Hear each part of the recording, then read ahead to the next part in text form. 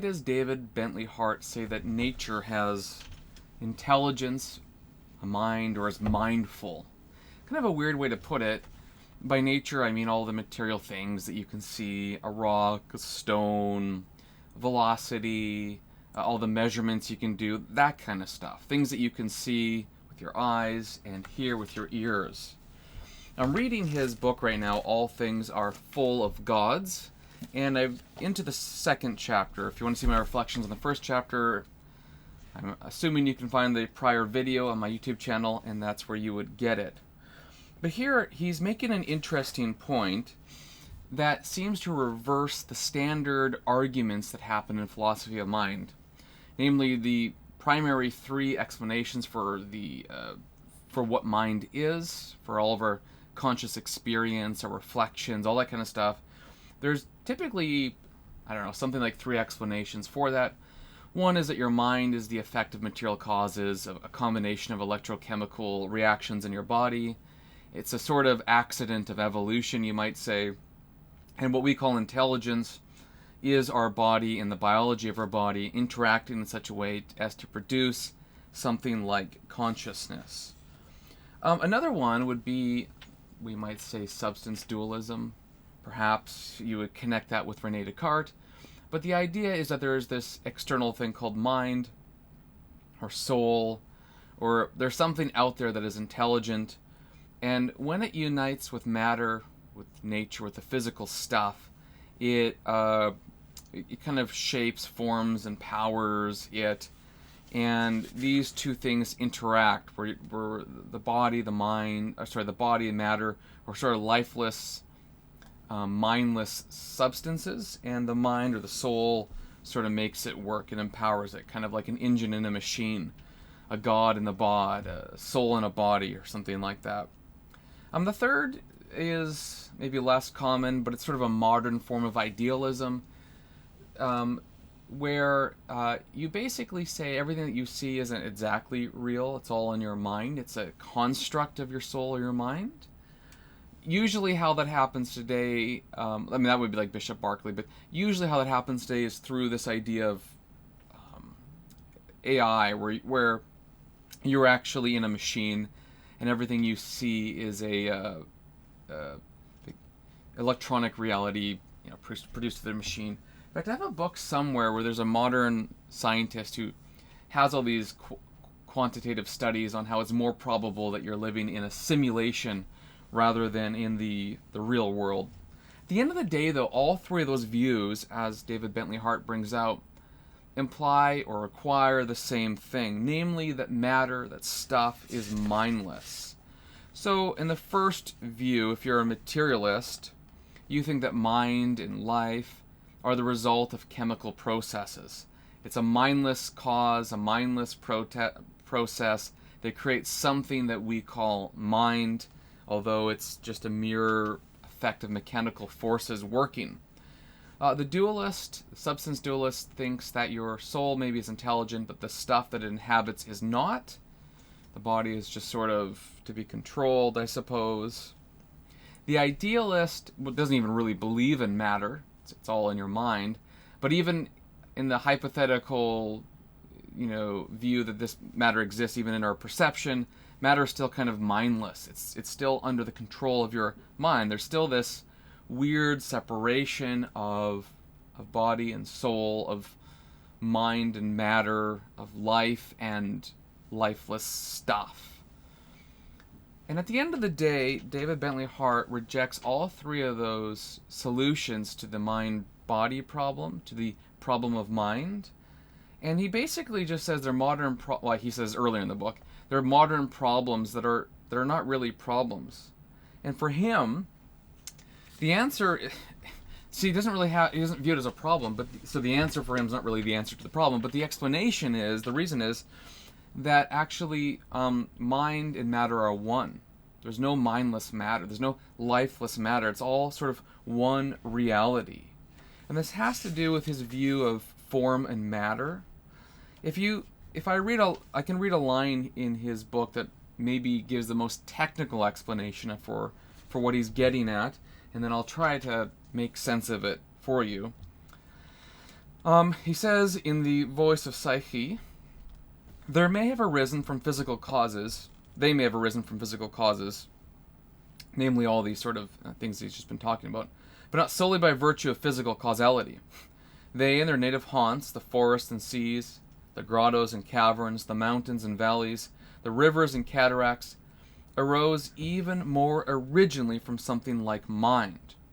And here's a more technical explanation, or perhaps I should say, their natures descend from something like mind, and matter rises up to meet that descending power and to be informed by it.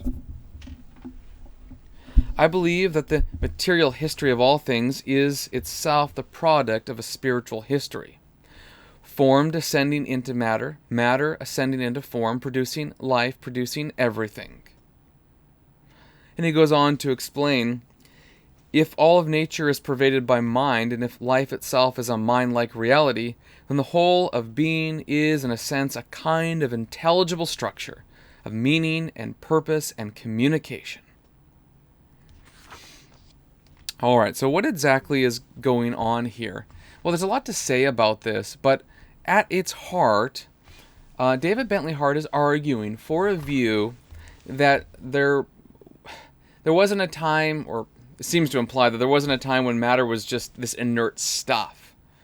At the moment, we might say, of creation, the moment of beginning, whatever that is, or the moment of intelligence, if there was an eternal beginning, depending on your view of things, there was always a union of mind and matter. There's always a irreducible oneness to these things.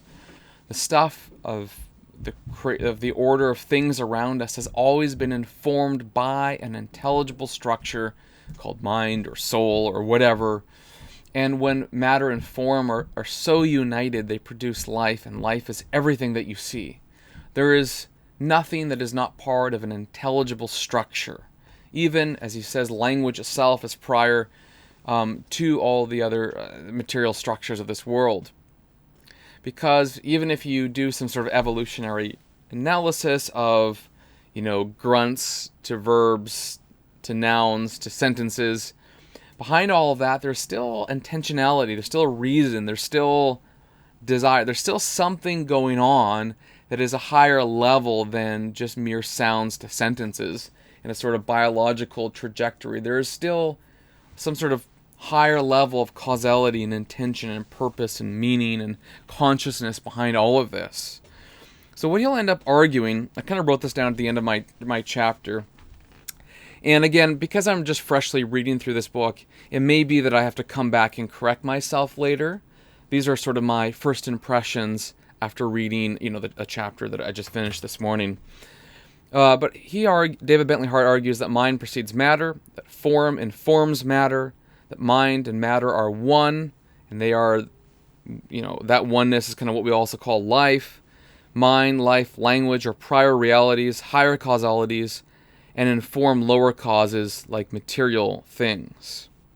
And this reverses the modern assumption that mind is the effect of physical processes, that measurement and method and quantity reveal the real world. Instead, mind is prior, and mind and matter are one.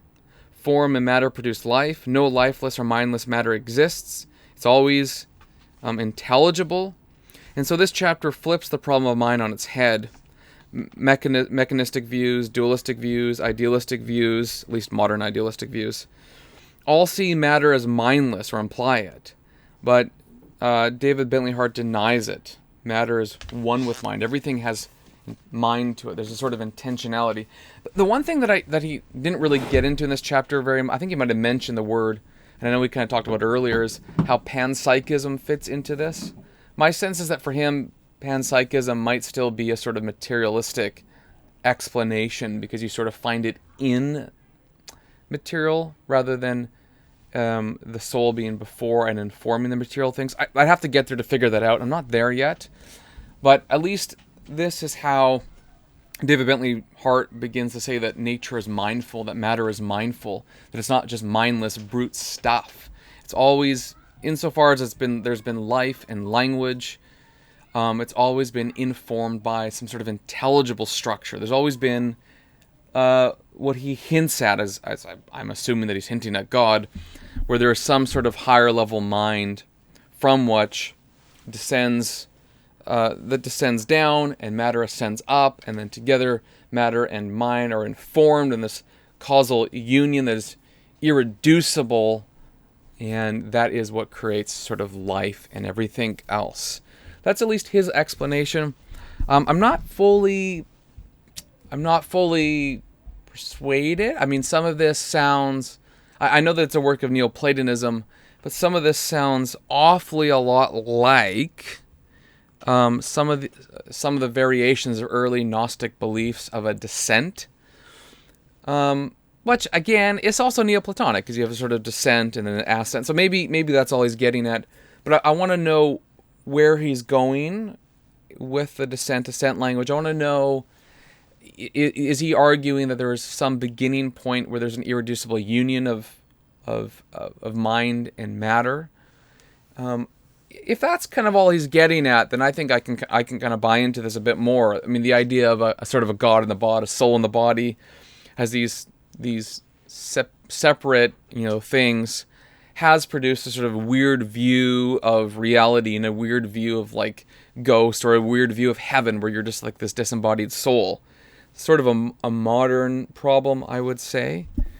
Even in kind of ancient ways of thinking about it, to be a soul in Hades or something might be to be just as substantial in many ways as life is now. Although I guess there's probably more to it than that. I'm just sort of, again, thinking out loud. But all that to say, that's how David Bentley Hart says nature is mindful. I have many more questions, but I'm sure I'll get to the third chapter, and if it seems right and useful, I will share that with you as well. Thanks for listening.